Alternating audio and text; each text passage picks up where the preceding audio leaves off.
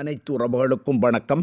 நாம் இன்றைய வீடியோவில் பார்க்க இருப்பது சிஎஸ்கே அணியானவர்கள் நடைபெற்று வருகின்ற IPL 2025 ஆண்டு சுற்றுப் போட்டிகளிலே இதுவரை 3 போட்டிகளிலே விளையாடி அதில் ஒரு போட்டியில் மட்டுமே வெற்றியினையும் 2 போட்டிகளிலே தொடர் தோல்வியினை தழுவியிருக்கின்றார்கள்.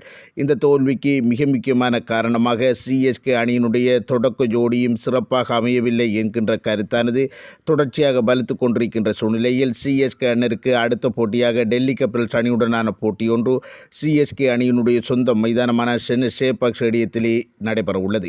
இந்த போட்டிக்காக சிஎஸ்கே அணியினர் எவ்வாறான ஒரு பிளேயிங் 11ஐ அமைத்துக் கொள்ளப் போகின்றார்கள் என்பது தொடர்பாகவும் மற்றும் அவர்களுடைய தொடக்க ஜோடியானது யார் யாராக அமைந்து கொள்ளப் போகின்றார்கள் என்பது தொடர்பாகவும் நாம் முழுமையாக பார்க்கக்கூடியதாக காணப்படும்.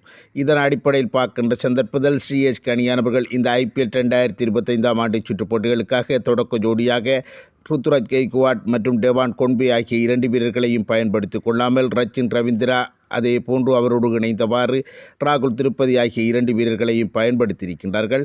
இந்த 2 வீரர்களுடைய பெறுபர்களும் மிகச்சிறந்த முறையில் அமையவில்லை என்பதோடு இவர்களுடைய இணைப்பாட்டமும் மிகச்சிறந்த முறையில் அமையவில்லை என்கின்ற குற்றச்சாட்டின் அடிப்படையில் சிஎஸ்கே அணியினுடைய பெறுபர்களும் மிக வீழ்ச்சி அடைந்திருக்கின்றது. அதிலும் 2 போட்டிகள் தொடர் தோல்வி அடைந்திருக்கின்ற சூழ்நிலையில் இந்த தொடக்க ஜோடியிலே மாற்றங்கள் ஏற்படுமா என்பது தொடர்பான பல விவாதங்கள் தொடர்ச்சியாக இடம்பெற்று வருகின்ற சூழ்நிலையில் எமக்கு இறுதியாக கிடைக்கப்பெற்றிருக்கின்ற தகவல்களின் அடிப்படையில் சிஎஸ்கே அணியானவர்கள் தங்களுடைய தொடக்க ஜோடியினை டெல்லி கேபிட்டல்ஸ் அணியுடனான போட்டியிலே மாற்றிக்கொள்ளப் போகின்றார்கள் என்பது தொடர்பான தகவல்கள் தான் கிடைக்கப்பெற்றிருக்கின்றது.